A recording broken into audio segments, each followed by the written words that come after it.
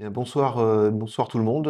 Merci de nous retrouver et d'être ensemble ce soir pour cette interview du 24 août. Interview qui a été initiée, voilà, une proposition qui a été faite de se retrouver, qui a été ouverte aux différents médias, médias locaux, médias de Saint-Martin. Et donc, c'est dans ce cadre que nous nous retrouvons ce soir et où je vais répondre à toutes les questions qui vont être posées par Karim. Oui, bonsoir, monsieur le président et merci pour l'invitation. Merci de nous recevoir, ici. Alors c'est vrai que c'est une conférence de presse où il y aurait pu y avoir d'autres, médias, mais nous sommes, contents de pouvoir discuter avec Merci à vous vous.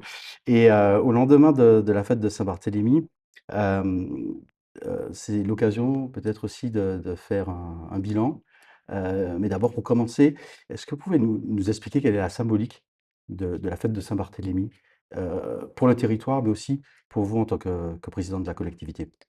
Saint-Barthélemy, au-delà d'être le saint patron de l'île, c'est aussi le moment où on se retrouve, où on célèbre notre île, où on célèbre son histoire, sa culture. Politiquement, évidemment, traditionnellement, c'est le moment de faire un bilan. Alors, pas un bilan annuel, mais un bilan des 12 derniers mois écoulés. Donc de présenter les projets réalisés, de présenter ceux qui sont en cours, de faire voilà, un petit état des lieux. Et puis au-delà de ces moments un petit peu institutionnels, ces moments officiels, nous recevons aussi nos amis des îles voisines qui viennent nous saluer et échanger avec nous dans ce cadre-là. Bah, c'est un moment de rassemblement, un moment de fête qui, en général, clôture aussi l'été, où traditionnellement les fêtes de quartier se déroulent entre juillet et août, même si cette année, malheureusement, nous nous avons eu un petit peu moins pour, d'une des difficultés dans certains quartiers, dans certaines associations à avoir assez de monde pour mener ces fêtes. De 2, avec quelques reports aussi dus aux aléas météorologiques. Et donc voilà, la Saint-Barthélemy s'est retrouvée cette année, première fête de l'année, mais c'est aussi voilà, ce moment de fin d'été où on se retrouve, où on célèbre, où on partage et où, on fait vivre l'histoire de l'île. Oui, donc vous avez parlé de bilan de l'année en cours, on va y venir. Vous avez aussi parlé de la venue pour la fête de Saint-Barthélemy des îles voisines, des représentants des îles voisines et vous avez mentionné notamment, hier le jumelage avec, Saint-Thomas. Complètement. Alors est-ce que vous pouvez, nous en dire un peu plus? Qu'attendez-vous concrètement de ce jumelage? Alors c'est un projet qui nous tient à cœur, hein, sur lequel on a commencé à travailler dès le début de la mandature. Saint-Barth et Saint-Thomas ont un lien historique. Il y a plusieurs dizaines d'années, les habitants de Saint-Barthélemy, dans une situation beaucoup plus précaire de l'île, partaient souvent à Saint-Thomas pour aller travailler, pour, gagner leur vie et pour faire vivre les familles à Saint-Barthélemy. Aujourd'hui encore, vous avez un French Quarter à Saint-Thomas. Vous avez des familles de Saint-Barth qui ont de la famille à Saint-Thomas et donc l'idée première, c'est d'officialiser entre guillemets un petit peu ce lien entre les 2 territoires et puis évidemment d'utiliser ce jumelage pour faire vivre des relations, alors au premier rang desquelles les échanges scolaires. Donc pour Saint-Thomas reste aussi une île, anglophone, donc c'est aussi cet intérêt. Bien sûr, les échanges ensuite culturels, sportifs, donc beaucoup tournés autour de la jeunesse, mais aussi de favoriser les échanges économiques, de faciliter les liens entre les 2 territoires parce que, de même que nous avons des familles à Saint-Thomas, nous avons aussi des gens de Saint-Barth qui aiment se rendre à Saint-Thomas pour voir leur famille, pour partir quelques jours en vacances et donc voilà, c'est vraiment cet ensemble de choses que nous cherchons à mettre en valeur sur une base historique. Mmh. Puisqu'on parle de coopération et évidemment le lien existe avec, Saint-Martin, quels sont les projets sur lesquels vous travaillez de concert? Alors Saint-Martin, alors Saint-Martin et Sine-Martine d'ailleurs, on a plusieurs projets. Le 1er qui est celui qui fait beaucoup parler en ce moment, qui est celui des Sargasses, où voilà, nous sommes convaincus les uns et les autres que tout seul on ne pourra pas gérer ce fléau et donc nous avons eu des premiers échanges avec Saint-Martin, Sine-Martine, Anguille et l'idée est de voir comment travailler cette chose tous ensemble. Je l'ai dit depuis des années, mettre des barrages, des déflecteurs qui consisteraient juste à laisser les sargasses dériver pour qu'elles aillent s'échouer sur les voisins, c'est pas la solution. Aujourd'hui, on n'a pas forcément le choix parce que malheureusement, on est aussi obligé de penser à nous-mêmes, mais l'idée est de regarder comment on peut fédérer tout ça et donc forcément, il y a de la coopération qui doit se mettre en place. Il y a des structures à mettre en place. Nous sommes régulièrement sollicités par des entreprises qui nous disent: «Voilà, nous, ce qu'on pourrait faire». Une industrie sur Saint-Barthélemy, c'est compliqué. Par contre, voilà, je sais qu'Anguille pouvait être intéressé. Alors Anguille a changé de gouvernance il y a quelques mois, donc il faut qu'on reprenne le contact. Saint-Martin, partie française, était aussi intéressé, donc on va se revoir, courant septembre, début octobre, sur ce sujet et regarder, par exemple, comment on peut avancer. Avec Sint Maarten, on a un lien très étroit par rapport à l'aéroport, parce que c'est notre première porte d'entrée sur Saint-Barthélemy. La majeure partie des voyageurs passent par Juliana. Donc tous les ans, nous avons des échanges avec Sint Maarten pour regarder quels sont les objectifs et les besoins des uns et des autres, parce que eux sont aussi très heureux d'avoir cet apport, parce qu'il y a aussi une clientèle plus aisée qui transite par Sint Maarten et donc qui permet de viabiliser les liaisons. Donc voilà aussi ce genre d'échange plus économique que nous pouvons avoir avec les îles voisines. Ouais, puisqu'on parle de Sargasses, c'est une année qui a été en tout cas une saison, ces quelques mois ont été exceptionnels en termes, d'arrivage. Qu'est-ce que vous avez prévu pour les mois à venir? Il me semble qu'il y a un marché, qui sera attribué, en octobre prochain, il me semble. Donc, Il comprend quoi ce marché et comment vous allez essayer de gérer, les Sargasses pour Saint-Barthélemy? donc les sargasses, voilà, depuis 10-15 ans, on les ramasse et on les stocke. Bon an, mal an, ça fonctionnait, mais ce n'est pas une solution d'avenir. Et d'une, ça a des impacts sur les zones de stockage, comme j'ai pu le dire hier, hein, que ce soit d'éventuelles pollutions des sols, que ce soit de questions olfactives pour les habitations voisines. Donc aujourd'hui, on arrive à la limite de ce système et c'est pour ça que nous avons relancé des démarches, parce que les choses évoluent aussi et que les technologies avancent. Donc nous essayons de mettre en place des systèmes, comme je l'ai dit, pour éviter de ramasser et d'avoir des sargasses qui s'échouent, pour aussi gérer, parce qu'on n'évitera évidemment jamais qu'il y ait des échouages. Et donc voilà, on travaille sur ça. Donc évidemment, on travaille sur des filets qui seront à vocation d'évacuer et d'éviter que les sargasses ne s'échouent. On doit aussi travailler sur le maintien, l'entretien de ces filets pour s'assurer qu'ils soient pérennes et qu'on n'ait pas des filets qui cassent tous les 3 mois. Donc, on a regardé comment travailler dans l'urgence. Il y a des contraintes administratives qui sont celles de tous les marchés, parce que si l'urgence, elle est réelle, administrativement, elle n'est pas cadrée. C'est-à-dire que le statut de la sargasse aujourd'hui n'est pas défini, ce qui fait que quand vous avez des échouages, il n'y a pas de système de catastrophe naturelle qui soit déclenché pour faciliter les choses. Voilà, on a certaines contraintes et donc effectivement, on a travaillé du coup sur un marché parce qu'on avait bien conscience que même en allant vite, il serait compliqué d'avoir quelque chose pour cette saison, parce qu'on espère quand même que ça reste quelque chose de saisonnier et qui ne s'étale pas sur toute l'année. Donc ce marché a vocation à avoir une première phase test sur la plage de Marigot et 4 lots dans le marché pour protéger 4 plages, Marigot, Grand et Petit Cul-de-Sac et Anse-des-Cailles qui sont les plages les plus impactées aujourd'hui. Quel budget à peu près pour ce marché et quel impact sur le budget global de la collectivité? Alors, le budget déjà en termes de ramassage, cette année, on dépasse les 3 millions, là où on était environ à 1,5 million par an, traditionnellement. On avait budgété 2,7 millions, je crois, de mémoire cette année, donc on est déjà en dépassement et on continue d'investir. Sur les filets, en acquisition par filet, on est autour de 200 000 à 300 000 €. Donc il faut compter un marché de bien 1 million pour pouvoir tout installer et puis ensuite, évidemment, il y aura tous les entretiens. On a commencé à travailler avec les marins-pêcheurs. On a pu le faire là aussi dans l'urgence. C'est pareil, il faudra qu'on puisse structurer tout ça pour s'assurer idéalement, moi j'aimerais que les marins-pêcheurs répondent à un marché dans un 2e temps d'entretien. Mais voilà, là aussi, on mettra les choses en place pour regarder comment tout ça peut fonctionner. Et puis en parallèle, on travaille aussi sur des solutions pour ce qui continue de s'échouer et pour faciliter le ramassage. On a un nouveau marché qui est passé, début avril sur justement le ramassage, où on a étendu les plages sur lesquelles on intervient, où les entreprises ont aussi pu s'adapter parce que comme ça a été fait, toujours un petit peu dans l'urgence par le passé, eh bien le coût des véhicules, par exemple, n'était pas bien amorti. Donc, quand vous avez une entreprise de BTP qui, achète un véhicule pour 10 ans et qu'il est utilisé pour gérer les sargasses, en 2 ans, 3 ans, le véhicule est hors d'usage.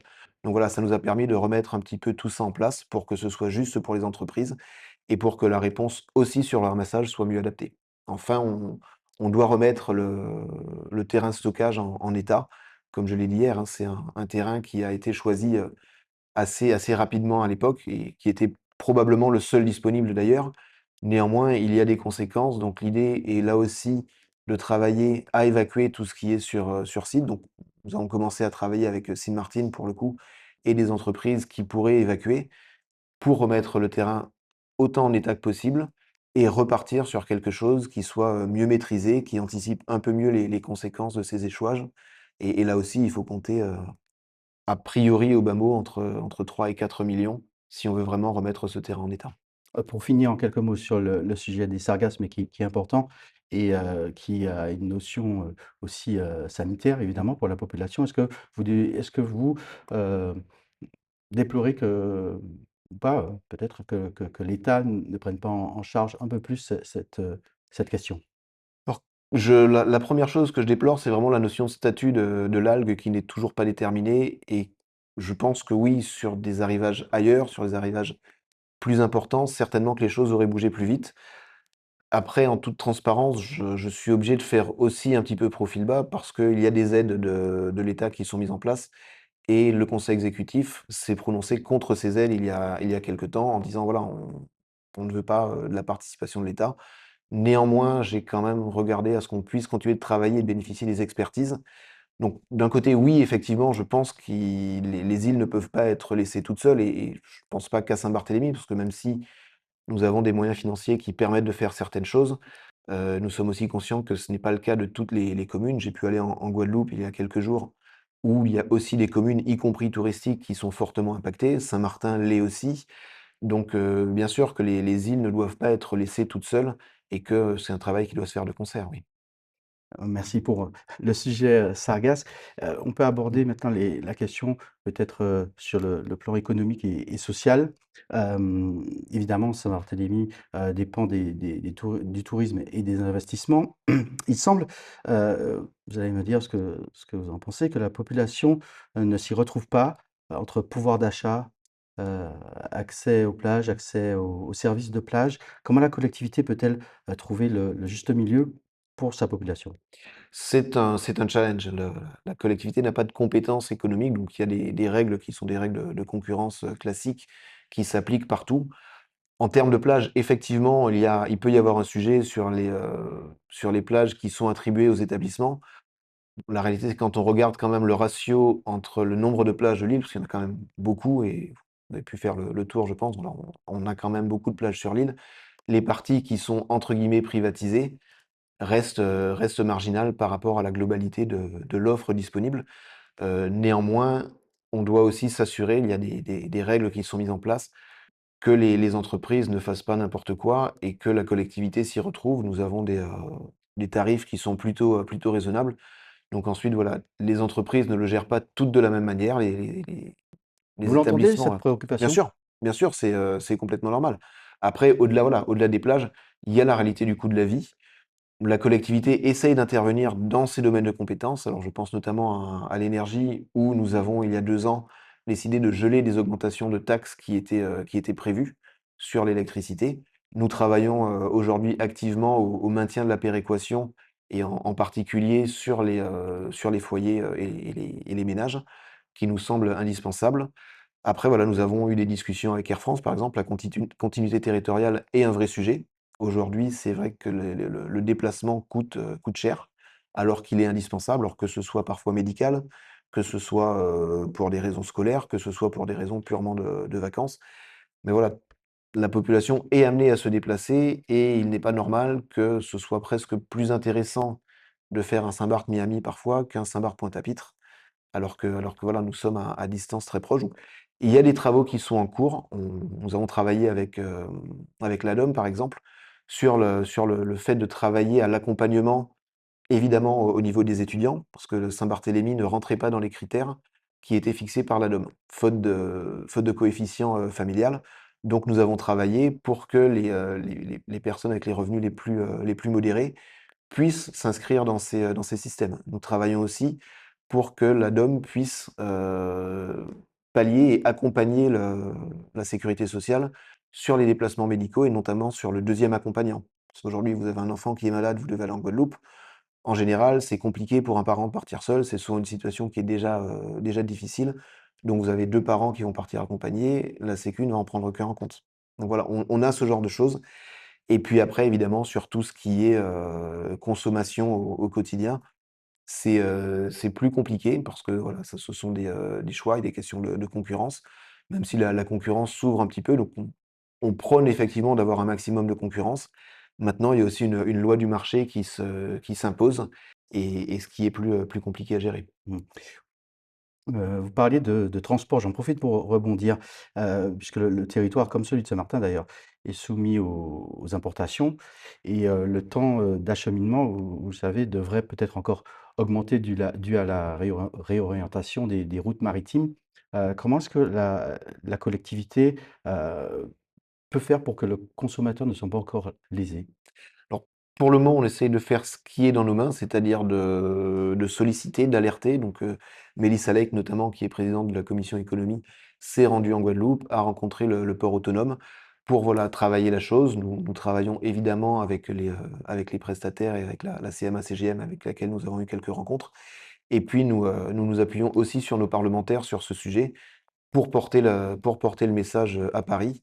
Et donc voilà, on essaie, on reste optimiste que les choses se passent bien, mais c'est évidemment un sujet de vigilance que nous avons. Nous avons aussi entamé des travaux de modernisation du port de commerce. Une 1re étape cette année qui a été faite avec un agrandissement des zones de stockage, de dépotage pour anticiper sur ce sujet, pour évidemment renforcer aussi les normes de sécurité sur le port. D'autres étapes doivent suivre. Alors, nous devons, augmenter le bâtiment de stockage, donc créer des zones de parking également pour, là aussi, libérer de l'espace. Nous devons, étendre côté port pour le coup et côté rade, le bâtiment pour avoir, gagné en espace et pour sécuriser notre captation d'eau. Donc certains de ces travaux sont en cours, d'autres vont être sur le budget de 2026 pour pouvoir continuer ce phasage et aussi par nos infrastructures accompagner cette réalité. Pour le coup, là aussi, on réfléchit sur la question de taxation, parce qu'aujourd'hui, vous avez une taxe quand vous laissez vos conteneurs un certain temps sur le quai.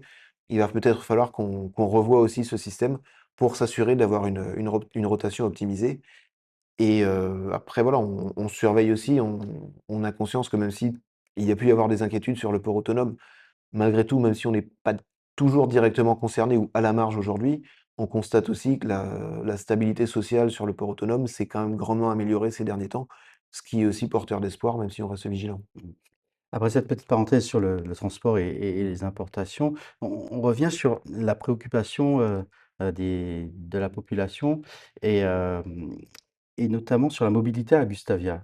Heu, hem, il y a des travaux sur le parking de la salle des spectacles. Mmh. Quel est le projet aujourd'hui? Alors C'était une salle de alors spectacle qui le devient une salle de si voilà, si en conférence? fait, si non, si on reprend l'historique, le projet de départ était de faire un parking, donc je vous parle de la mandature précédente. Le projet de départ était de faire un parking pour Gustavia. Et donc ensuite, s'est rajoutée l'idée de dire: «Bah, quitte à faire ce parking, rajoutons au-dessus une salle de spectacle, effectivement, salle de conférence et etc.» Nous avons souhaité en début de alors, je me suis jamais caché de ne pas être très favorable à ce projet parce que le sujet au-delà du parking dans Gustavia, c'est aussi la fluidité de la circulation. Or, cet emplacement, aujourd'hui, nécessite que tous les véhicules continuent de passer par Gustavia. Néanmoins, le projet était lancé, donc nous avons cherché à optimiser cet espace. Nous avions notamment des besoins sur notre bibliothèque territoriale qui est vieillissante, qui est contrainte en espace. Donc voilà, nous avons repensé un petit peu l'espace sans en changer la vocation. Donc il y a toujours les 2 niveaux de parking. Il y a toujours une salle de spectacle par-dessus et voilà, des espaces prévus pour la bibliothèque, pour les associations, pour aussi faire vivre ce bâtiment sur toute la journée, toute la semaine. Donc il a fallu reprendre un petit peu tout ça, donc forcément ça a mis un petit peu de temps.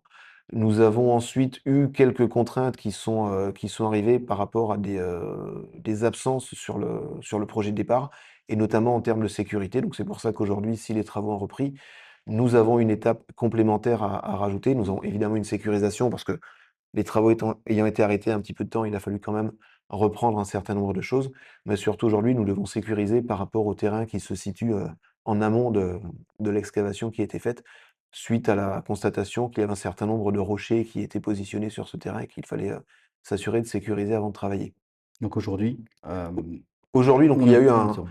il y a eu un décalage ces dernières semaines suite au rejet du CFU.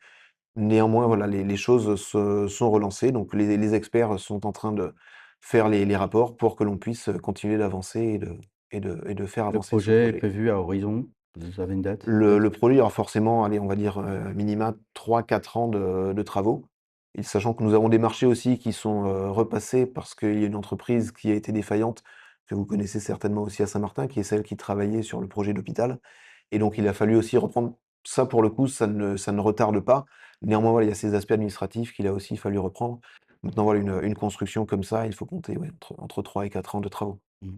Autre préoccupation, celle du handicap. Mmh. Où en sont les projets d'IME et de MAS, maison, Mmh. d'accueil D'accueil spécialisé. spécialisée? Ça aussi, c'est un projet alors que nous avons repris en début de mandature, suite à un appel à projet de l'ARS. Il y a une association, société, je ne sais plus la forme juridique qu'ils ont, qui a été mandatée pour ouvrir ces 2 infrastructures sur Saint-Barthélemy. Le projet était d'abord situé sur Anse-des-Cailles, là où il y a une structure, temporaire d'ouverte sur la partie enfant, l'IME. Les associations sont venues nous voir, l'association en l'occurrence, il y en a qu'une sur Saint-Barthélemy, pour indiquer leurs inquiétudes et leurs doutes sur le choix de ce terrain. Nous avons donc repris le travail et en fait, petit à petit, nous avons, augmenté le projet parce qu'au-delà de l'IME et de la masse, il y a plusieurs autres infrastructures qui étaient en nécessité de locaux. Il y avait des questions aussi pour le logement du personnel qui va y travailler. Donc nous avons, fléché un terrain voilà, qui a été validé par tout le monde. Les travaux ont été faits pour, se mettre d'accord et l'expression de besoin a été vue pour tout le monde. Donc il y a un pré-projet qui a été validé avec tout le monde et donc aujourd'hui, nous sommes en phase AMO. L'architecte va être, nommé dans la foulée et les travaux, là aussi pourront se dérouler donc, avec l'espoir d'avoir quelque chose qui ouvre, en 25, on va dire d'ici fin 2028 si les choses se passent bien. En profitant de parler, puisqu'on parle de santé, de l'hôpital, Mmh mh. hem, heu, vous allez me dire si je me trompe, mais il me semble qu'il y avait 2 projets à Gustavia et à Saint-Jean, donc finalement Mmh. C'est vrai qu'il y a eu débat sur la localisation avec plusieurs motivations. En toute transparence, nous avons une question de foncier sur le bâtiment actuel et j'ai souhaité, entre guillemets, essayer de mettre la pression, sur l'ARS et sur l'hôpital, en fléchant aussi un autre terrain, même si la réalité, c'est que quand bien même nous construisons un hôpital aujourd'hui sur un autre terrain, ça reste la responsabilité de l'ARS de donner l'autorisation d'exploitation. Donc, on ne peut pas gagner à tous les coups, on va dire et c'est vrai que ce choix, cette tentative n'a pas eu, en ce qui me concerne, l'effet, escompté. Après, il y avait aussi une réflexion, qui était de se dire, au-delà de la pression à mettre, est-ce qu'il n'y a pas une opportunité de faire une construction ailleurs?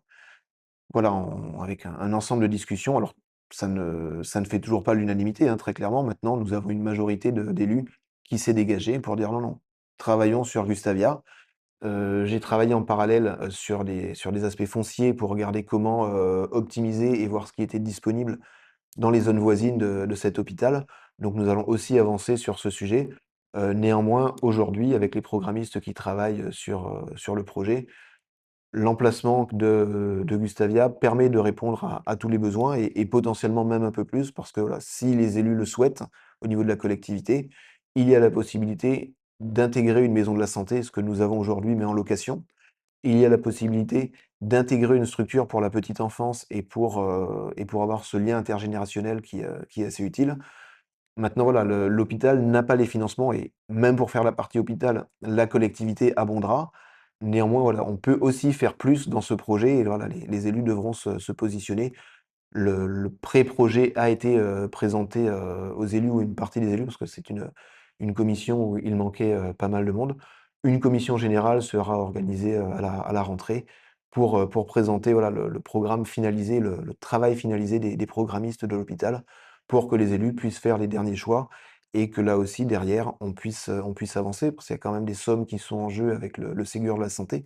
Donc il y a aussi urgence pour l'hôpital, pour ne pas perdre ses crédits et puis voilà, lancer les choses pour que là aussi, courant d'année prochaine, le projet puisse vraiment être sur les rails, que le permis soit déposé, attribué, que les marchés soient passés et que les entreprises puissent commencer à travailler. mmh, il me semble que certains élus d'opposition s'inquiétaient de la question du logement pour l'hôpital, Mmh. pour accueillir les cadres, de santé notamment, puisque c'est une problématique importante à Saint-Barthélemy, le logement et le coût du logement. Est-ce que c'est prévu?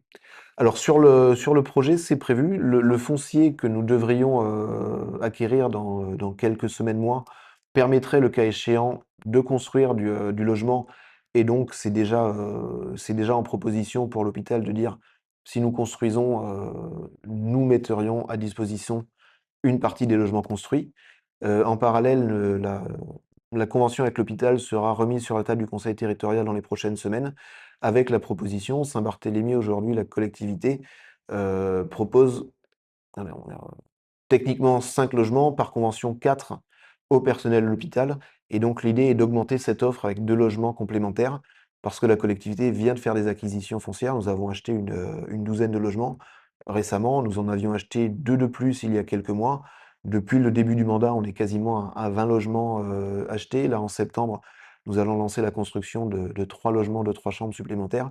Donc l'idée a toujours été de dire: lorsque nous investissons, évidemment, c'est pour la collectivité, mais nous souhaitons garder une quote-part de ces logements pour la santé et pour l'éducation. Donc, depuis 3 ans, nous augmentons petit à petit les moyens mis à disposition de l'éducation nationale. Au niveau de la santé, c'est vrai que nous étions sur 5 depuis un moment, donc, là, on regarde pour proposer très rapidement 2 logements complémentaires qui sont déjà, achetés et qui pourraient être, à disposition, avant fin octobre de l'hôpital, si les élus le valident. Merci. J'aimerais qu'on aborde la question de de la sécurité. D'ailleurs, avant de parler du projet, Frontières intelligentes, j'aimerais qu'on en parle. Une toute petite parenthèse, vous avez vu, très certainement que le ministre de l'Intérieur, Bruno Retailleau, était en visite, en Martinique et en Guadeloupe, mais pas de passage ni à Saint-Martin, ni à Saint-Barthélemy. Un commentaire? Je je comprends, je ne fais pas partie de ceux qui pensent que lorsqu'on vient sur les territoires, il faut faire le tour complet. Nous avons des échanges quand même assez simples et assez réguliers avec les ministres. Alors, les venues peuvent effectivement, accélérer les choses et je pense à la venue de Gérald Darmanin il y a 1 an et demi de mémoire. Voilà, nous nous étions vus à Paris, nous avions échangé sur les sujets. Les venues, souvent, les ministres aiment aussi faire des annonces, donc ça permet un petit peu d'accélérer les choses de temps en temps. Voilà, néanmoins, monsieur Retailleau, ce n'est un secret pour personne, est assez proche de notre sénatrice, donc le lien est plutôt facile. Donc non, j'ai pas de sujet. C'est vrai que les venues ministérielles, pour te dire, ce sont aussi beaucoup d'organisation, du temps passé, donc voilà, on est toujours heureux de recevoir, mais on ne tient pas rigueur quand ils ne viennent pas jusqu'à nous. Merci et parlons donc de ce projet Frontières intelligentes. Donc, il est dit que c'est un projet pour la surveillance des côtes, de la protection de la population, de l'économie et de la qualité de vie. Est-ce que vous pouvez nous expliquer? La sécurité sur Saint-Barthélemy, ça fait partie de notre carte de visite. Notre carte de visite touristique évidemment et bien sûr que pour notre population, c'est indispensable de garder cette sécurité très forte. Comme sur tout territoire, les choses évoluent. Alors, c'est vrai que des fois on entend beaucoup parler de certains événements qui se passent à Saint-Barthélemy, là où dans beaucoup de communes, de villes, plus ou moins grandes, ça ne ferait même pas de ligne dans les médias. Néanmoins, voilà, nous avons cette qualité de vie, nous avons cette habitude sur Saint-Barthélemy, donc forcément, nous sommes extrêmement vigilants. Il y a eu plusieurs étapes, depuis les mandatures précédentes, c'est un travail que nous continuons. Nous déployons la vidéosurveillance sur toute l'île. Maintenant, nous avons aussi un sujet parce que forcément une île, c'est ouvert, donc vous pouvez rentrer par le port, mais vous pouvez passer par à peu près n'importe quelle plage. Donc c'est de ça qu'est née aussi cette volonté d'avoir des frontières intelligentes, notamment parce que les questions de stupéfiants sont plus présentes, hein, sur Saint-Martin, sur Saint-Barth, un petit peu partout et voilà, on sait que la région dans sa globalité est plutôt sensible. Donc nous ne souhaitons pas attendre que les choses deviennent Mmh. encore plus graves. Nous souhaitons agir tout de suite. Nous avons déjà investi dans une première caméra et c'est un gros projet, hein, parce que la 1re caméra va quand même coûter à peu près 400 000 €. Donc voilà, ce sont des investissements où on fait, attention évidemment, on a encore réajusté la somme il y a quelque temps pour que ce soit facile de l'enlever en cas Mmh. d'intempérie. Parce que vous doutez bien qu'une caméra à 400 000 €, on n'a pas envie qu'elle s'envole au premier coup de vent. Mais donc voilà, qui permettront d'avoir ce contrôle aussi de nos côtes, ce contrôle maritime qui ne servira pas qu'à Saint-Barthélemy d'ailleurs, parce que voilà, ça permettra d'avoir une vigilance, celle qui va être installée à une capacité en mode dégradé, je crois avoir jusqu'à 10 kilomètres et en haute résolution avoir de mémoire, pas m'avancer trop sur les aspects techniques, mais je crois que de mémoire, c'est 5 kilomètres et à 2 kilomètres encore plus précise. Maintenant, évidemment, il y a des modes de fonctionnement et ce n'est pas une caméra où tout le monde est devant à regarder Oui, ce qui se passe. dites-nous quel sera le circuit, en fait? Alors cette caméra, nous avons conventionné avec la gendarmerie. Donc le fort est situé à l'entrée de Gustavia, hein, c'est un ancien fort, suédois et les Suédois l'avaient précisément pensé pour ça, pour Mmh. surveiller l'île. Tout à fait. et donc les emplacements sont stratégiques. Donc cette caméra sera placée à cet endroit-là, aura une capacité à voir alors à peu près jusqu'à, on va dire jusqu'à Fourchu si on prend, la distance Saint-Barth-Saint-Martin. Ensuite, évidemment, jusqu tout ce qui est, zone portuaire, et port de Gustavia, parce qu'après il y a quand même des collines Mmh. qui vont bloquer. Et ensuite, du coup, sur le on va dire sur le sud, de d'avoir là un champ assez dégagé et donc de regarder toute la partie maritime qui va depuis la pointe de Gustavia jusqu'à Salines, Oui, donc gendarmerie ensuite?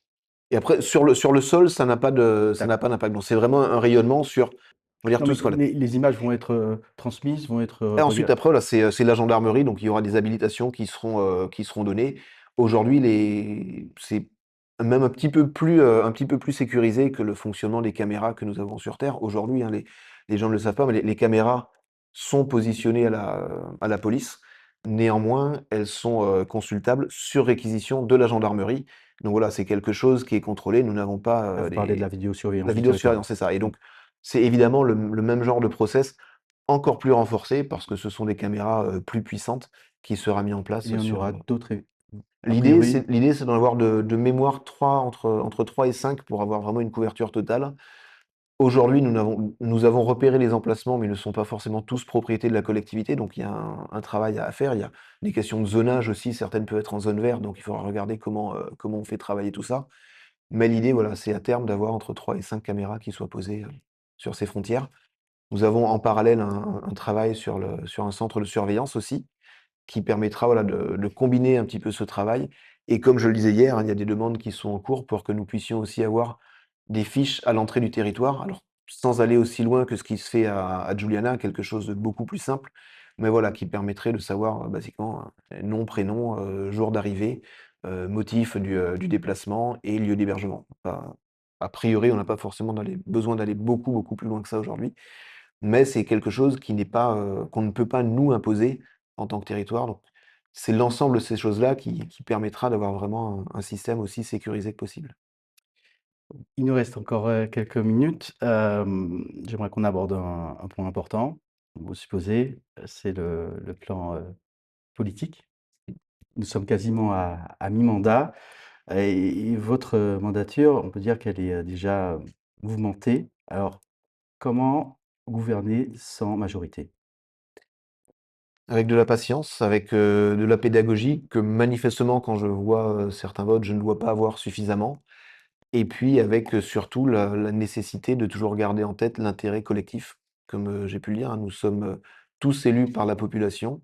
Les élus, quelle que soit leur couleur politique, ont des rémunérations qui sont identiques. Donc, il faut continuer de travailler pour la population en permanence. C'est vrai que bon, comme j'ai dit, hein, c'est pas je vais pas faire comme si c'est un long fleuve tranquille, ce n'est pas simple tous les jours. On l'a vu, il y a plusieurs démissions au sein du conseil, au sein des différents groupes. Il y a du mouvement en permanence et qui montre bien qu'au-delà de la stabilité d'une majorité, la stabilité tout court de cette mandature n'est pas évidente parce que bon, d'une, nous sortons quand même d'une période de 27 ans, de même majorité, donc forcément il y a des habitudes et il y a aussi des habitudes de la population qui savaient d'ores et déjà que, ça c'était possible et que ça ne l'était pas. Avec, je vais pas reparler du caractère et de la personnalité de mon prédécesseur, mais donc voilà, tout le monde savait à peu près où se positionner.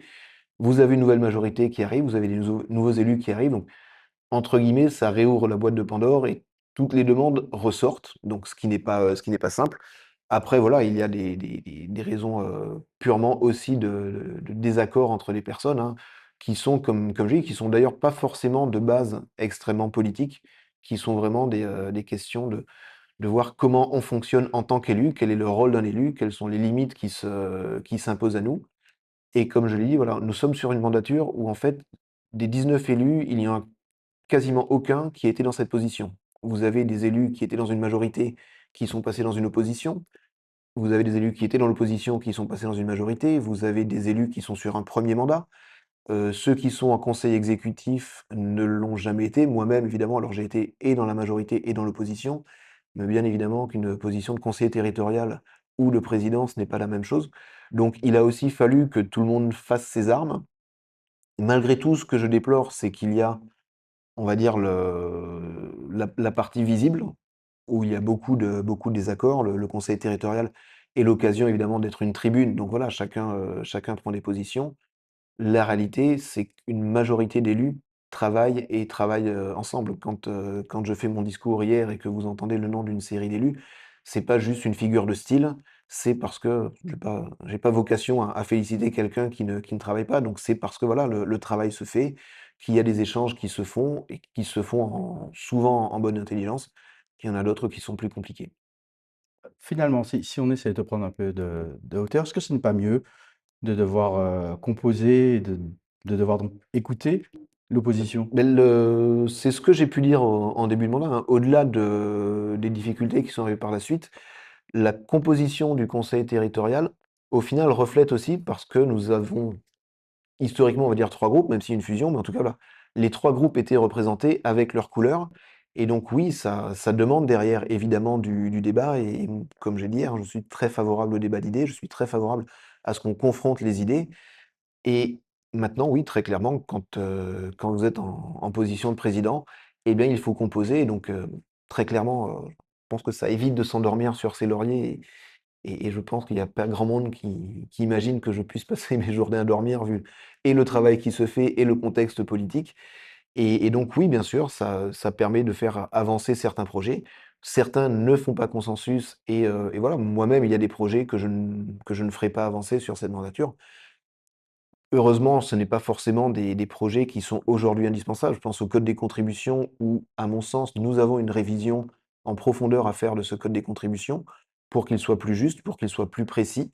Nous avons fait, certaines évolutions, il en reste à faire. Maintenant voilà, la collectivité vit avec ce code des contributions depuis 2007.